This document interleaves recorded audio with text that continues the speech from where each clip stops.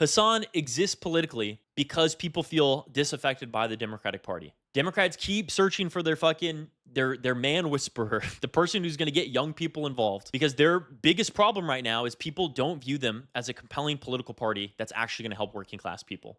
And Hasan represents a portion of that. He's not the spokesperson for all working class people. Again, Hasan is not infallible. He's popular because a generation came of age through the 2008 financial crisis, who came of age through COVID, through unaffordable housing. A lot of people believe they'll never own a house in this country, through gig work and the slashing of unions, worker protections, watching a genocide in Gaza be live streamed to their cell phone, healthcare bills go through the roof, feeling like they can't even afford proper insurance, fucking corporate consolidation. They watched a man become a trillionaire. And you're going to tell me that those people think the status quo is working fine? Of course not. So they're going to look to alternative voices. They're going to look to progressive communicators. They're going to say, hey, look, this guy, this Turkish man, stupid, sexy Hasan, is saying all the things that I'm thinking in my head. And all of these people are shitting on him. The Democratic Party is shitting on him. The mainstream media is shitting on him. The Republicans are shitting on him. In what world do Democrats think that's going to gain them more electoral votes? They keep looking at Hasan saying, how do we get rid of this controversial figure? When they should be looking at Hasan and asking, why do millions of people trust this guy more than they trust us?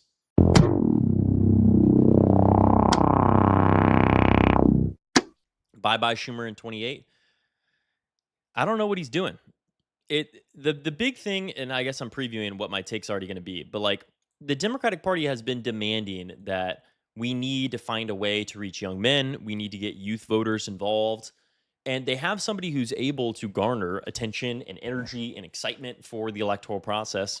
And they're like, nah, we're not this guy. We're spitting in his face. So we're going to be talking about why that is a bad strategy, especially when you're supposed to be building a Big this Ten. guy is exceptional at what he's and doing. How the Democrats can actually probably remove should that. replace me. Also, Martin King, what up? Welcome. Thank you for the 11th months. W. My king, you're almost at a full year. Thank you. Okay, without further ado, let's get into it. Also, be ready, y'all. Be on your best behavior. You're going to be on the YouTube if you're chatting in this chat. So your comments may be immortalized forever on the red platform. Okay? So be careful. Simply Lost, what up? Welcome, welcome in. Okay. So, thank you for the follow. Democrats, again, they have spent the last decade saying, how are we going to get young people involved? There has been extensive polling on why young people don't trust the DNC. Why are young men moving exponentially to the right? Why, even in the cases where they're critical of Donald Trump, they're looking to people like Nick Fuentes and Andrew Tate. Why is nobody watching cable news anymore? Why do voters not want to participate in the electoral process? A big reason for it is political apathy. People feel like both parties do not represent them in their interests. They have seen the governance of both parties at the executive level and not really felt like their material conditions have changed all that much. I'm not trying to equivocate. I got to pause alerts. Thank you, Catsby. Appreciate you for the prime. 14 months? God damn. Y'all can still sub and stuff, but I'm turning off alerts just for right now. We'll put them on at the end. Where was I going with that? Oh, yeah. Again, like a lot of people feel like both parties do not represent them. And I'm not trying to equivocate the Republican and the Democratic Party. I think absolutely there is a difference. Under Democratic leadership, it is a lot easier to organize. I think there might be less energy. There's an argument that a lot of people say there is more of a fervent energy for leftist organizing under Republican administrations. And while that might be true, if you look at the raw numbers of things like DSA membership, or you look at union organizing, or you look at what people are required to do in a fascist regime versus a liberal regime, there is some truth to that. But that does not mean that we sacrifice the material conditions or the comfortability of marginalized groups specifically that absolutely suffer under fascist regimes and fascist administrations like the Donald Trump administration. And who am I talking about specifically? Trans people. I'm talking about immigrants. I'm talking about people of color. I'm talking about the whole list. We could go down. Why do they suffer more under Republican administrations. And honestly, the working class in general suffers more under Republican administrations. We've seen the consolidation of wealth, power, and influence in the hands of oligarchic interests under the Trump admin, unlike anything we've ever seen. The Donald Trump second term is the most wealthy in American history, more wealthy than the last three presidential administrations combined: George W. Bush, Barack Obama, and Joe Biden. If you combine all of their presidencies, Donald Trump's second term is more wealthy than all of that. He has 7 billionaires in his executive cabinet. That is insane. The fact that Donald Trump is putting, again, people who already have substantial influence and wealth and power over our system with government power, it makes no sense. So that's what we're going to be talking about as well. And yeah, why do the Democrats believe that shitting on your own coalition right now, when people don't feel any trust in either institution, is the solution moving forward? It doesn't make sense. One of the biggest progressive political communicators in America has built an enormous audience of people who do feel disaffected by the system and who trust his opinion. And Democrats' response to that is, yeah, let's target this guy. This is going to be the campaign issue of the midterms. We will substantiate Republicans' attack on that. Makes no sense. So I'm not saying that Hasan is valuable because he never says anything controversial or because he's this polished communicator or he's going to replace legacy media. He's valuable because he's the inverse of that. He is not this buttoned up establishment journalist who has built a career capitulating to current incumbent power or listening to focused test groups or these consultants that tell them exactly what to say. People trust him because he speaks authentically. And yeah, you don't have to like every joke he says. You don't have to like the way that he words things, but you have to respect that he's been able to build this audience because he speaks to them and people feel like they identify with somebody who speaks to their interests against the current systems of power. And that is really, really important. And for a political party to say, yeah, this person's campaigning with some of our candidates, this person's trying to use his base, energize it for electoral politics. This person is literally getting hundreds of thousands of people to phone bank, to participate, to canvass on behalf of Democrat politicians. They're going to be like, yeah, we actually don't want that. That makes no sense. No sense whatsoever.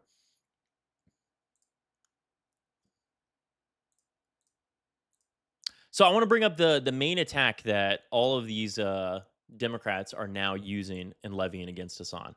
So this is from the national desk. They pulled the clip up for me, so I don't have to pull it up. If Jews in America keep putting this I think idea this out guy there is that they exceptional are at what he's doing. I probably should replace me. Nothing worth. Thank you for the 14 months. I appreciate it. How do I pause that on this one? I have to pause it on every single screen. Okay, let me restart that. singularly America keep will make anti-Semitism worse and invite violence. if Jews in America keep putting this idea out there that they are singularly invested in Israel, eventually someone's going to come around and take action, not against the state of Israel, mind you, but against American Jews. That comment from Piker. So that's the comment that has caused a firestorm. And look, you can have issues with the way that it's worded or say Hasan should have polished it up more or yada, yada, yada, blah, blah, blah. But the main idea that he's trying to communicate there is Jewish people are not a monolith. Not everybody endorses all of the actions of Israel, and not everybody even believes in the Zionist project of taking people from an indigenous land, removing them from the area, and allowing settlers to come and take that territory. That is an objective statement. There is nothing, absolutely nothing, that you can disagree with that objectively. And to say that all Jewish people do believe in the Zionist project is to invite people to start viewing Jewish people as a monolith or invite people who are bad actors, people who wish to do harm, to do more harm. He's not saying that Jews are calling on their own attack or they are to blame for their own anti-Semitic attacks. That is not what he's trying to say at all. He's just saying we cannot levy an entire idea onto a population, a minority population, and not expect there to be bad outcomes. That's just, it's objective. Wasn't he talking about a politician in particular? Well, he was talking about politicians' typical tactic to say all Jewish people are hurt when you criticize the state of Israel. You are being anti-Semitic by default by criticizing the Israeli project or the Zionist project. So what really is like the political theory here? Because the right wing has an entire media ecosystem. They have Joe Rogan, where we could pick out dozens, if not hundreds, if not thousands of clips from Joe Rogan, who's had a podcast for how long? I know over a decade. How much shit has he said? How many hard R's has he let fly? How many times has he called for violence on people or said controversial things? And yet the right wing welcomes him because they recognize he has an entire audience that he can use and leverage to support candidates on their behalf. That's Joe Rogan. They have an entire apparatus of conservative podcast networks, even leading to fucking the Nelk Boys. They have Turning Point USA, good old CK's infrastructure. They have Ben Shapiro and the Daily Wire. They have Fox News, and they have countless of the manosphere creators that aren't even necessarily political in nature, but still have right-wing overtones that push people into conservative politics. And the Democrats have repeatedly said, look, we need to fucking learn how to do this. We need our own media ecosystem. We need young men back. We need content creators. We need authenticity. We need trust back in our party. We need people to stop viewing us as this consultant apparatus that only listens to focus groups instead of what voters actually want. And then you finally have somebody who has millions of followers across multiple platforms, who holds tens of thousands of people in concurrent viewers every time he goes live, and who's willing to work on behalf of your party for free for candidates that he thinks actually is working towards success in this country. Speaking to the needs of people who feel disaffected, who don't normally participate in electoral politics, and who can be won over. And your decision, your grand strategy is to be like, yeah, actually, fuck that. We don't need that. Democratic leaders immediately demonstrate exactly why people in Hasan's audience don't trust the Democratic Party. If you believe that the leadership class of the Democrats care more about optic politics, or they care more about being polished and button up, who speak down to people for not saying the right things in the right way, why in the hell do you think that the mentality of those people are going to change when you outcast somebody for out of context clips that they do on their Twitch stream, on the gaming website? Make that make sense at all. The very correct point is that, of course, you're going to experience a rise in anti-Semitism when the mainstream Zionist message is that all Jews are Zionists and Israel is every single American Jew's number one priority. Like, yeah, man, when people hear that, who would originally just be anti-Israel, they're like, fuck it, man, and develop anti... Yeah, I'm not disagreeing with that, Lord Almighty Sosa. I'm giving the ultimate steel man of people who are trying to criticize Hasan. Even those people should not be going against somebody who has that size of an audience, who can leverage it for the Democratic Party. I think that the easiest thing, if you are a Democrat who's like feeling worried about endorsing Hasan, all you have to do is say, hey, look, why are we talking about this? We should be focused on actual working class dinner table topics. We should be focused on why people can't afford healthcare in this country. We should be focused on why is the national minimum wage still at $7, and it has been for the past 2 decades. We should be focused on why are we giving millions, if not billions of dollars to other nations that are facilitating harm across the world instead of investing it here. That is the main importance that we should be doing, and we should be focusing on. But even with all of that, like, regardless of whether or not you openly embrace Hasan, you have to recognize what he brings to the table. He has 3 million Twitch followers. 3 million. And even CBS, Barry Weiss's organization, look what they had to say about Hasan. Democratic Senate candidates events. Wait, what? Democratic Senate candidates events with Hasan Piker expose party riff in Michigan. Jesus Christ, I couldn't read that for a second. Division within the Democratic Party over Israel was highlighted in Michigan Tuesday when left-wing podcaster Hasan Piker campaigned with Democratic Senate candidate Abdul El-Sayed at Michigan State University and the University of Michigan. El-Sayed's decision to campaign with Piker has drawn scrutiny from across the political spectrum, given comments the popular streamer has made on the Israel-Hamas war. Piker, who has over 3 million followers on the streaming platform Twitch, is known for marathon streaming sessions that can last upwards of 10 hours. He has amassed a significant following of young progressive men. And that right there, like, sums up what Hasan brings to the table. The Democrats have been begging, how do we get young men back involved in politics? How do we get people to trust us? Hasan is averaging 28,000 concurrent viewers. Let's take a look. Let's pocket watch him right now. This is on Twitch Tracker. He's the 7th biggest streamer if you take into account all of the data. The 7th biggest streamer on the platform. Motherfucker, he's been streaming less. Look at him. He's fallen off. But look at that. 28,000 concurrent viewers, Max viewer is 61,000. And that's not even getting into the clips. It's not even getting into the YouTube segments. It's not even getting into the Instagram, the TikTok, Twitter, anything. This man has fucking influence. And that doesn't mean just because he has influence, like he should be like defended for every single statement that he says. But you also can't discount it. And you see the political ineptitude of the Democratic Party when they're willing to cast aside somebody who wants to work for you for free with that type of audience. Of course, he is an asset. Of course. That's what's most important right here. It's not like some hypothetical debate about whether or not streamers can mobilize voters. We've literally tested it. We know that voters turn out. Hasan, how many people did he leverage to campaign for people like Oliver Larkin, who, yes, lost, but lost in deep red Florida? A Democratic socialist still got the support that he got. Angie Nixon is literally the Democratic nominee for Senate in Florida, looking to do a crazy upset down there in Florida. Abdul El-Sayed. We could talk about Chris Rabb, who won a totally huge upset in Philadelphia. Not a huge Democratic district, by the way. Like, all of the goalposts always change. It can only happen in New York. Oh, well, maybe it happened in Pennsylvania, but it won't happen in a place like Michigan.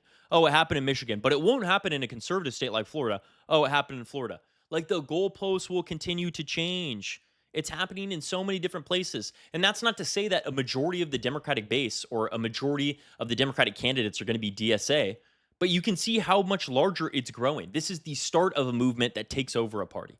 That is the difference. Political movements are not just transforming overnight. It is a slow, gradual process, and we're starting to see the building blocks for what a movement like that looks like long-term, stable. That's the point. And young people show up. You want people to get involved? Great. How about we listen to people who are actually able to get young people involved? That's the point. Some of these people have shown up to the events for Hasan, and that's a big criticism I've seen even from like organizers of those campaigns. But at the same time, even if they're only going there for the Hasan talk, they're still showing up and they're going to canvass afterwards. So you have the secondary effect of, regardless of whether or not people are seeing it as like a celebrity endorsement, they are going to work for those campaigns. And that's the benefit of somebody who has influence, of course. And I will say, this is another thing too. I've seen so many people, Fox News has said this endless times. People are cheering for this guy who said America deserves 9/11 and blah, blah, blah. They're running the whole highlight reel, the whole tape. People are not flocking Hasan because they love his controversial statements that he said. Mind you, all of those statements with given context, you can understand why he said it. You could talk about the wording or whatever, but you can understand why he said it with the full context of the full clip. They're taking like 15 to 30 second clips out of 10-hour streams that he does 6-7 days a week in some cases. And they're saying, look, this is the portfolio of the guy. This is everything that he believes in. First of all, not true. And second of all, people that are attending his events or attending the campaign events that he endorses or who are endorsing the candidates that Hasan also enjoys, that does not mean that they're liking him because he said, oh, America deserved 9/11 or whatever it is that Fox News is fear-mongering. They support Hasan because of the policies that Hasan endorses. They support Hasan because of the policies that Hasan says is desperately needed in this country. That is the most important part. It's not that Hasan has never said something provocative. Of course he has. But this supposedly radioactive extremist wants actual solutions for the Democratic Party. He wants things like Medicare for all, big scary things like publicly funded housing or free college tuition or stronger working class politics or reducing corporate influence, making sure that politicians are responsive to ordinary working class people instead of donors. Those are all easy to understand, and they are popular across the nation. I see all the time conservatives also say, what is the approval rating of the DSA? It's so low. What are the approval ratings of the policies that DSA endorses? I'm going to tell you, it's fucking high.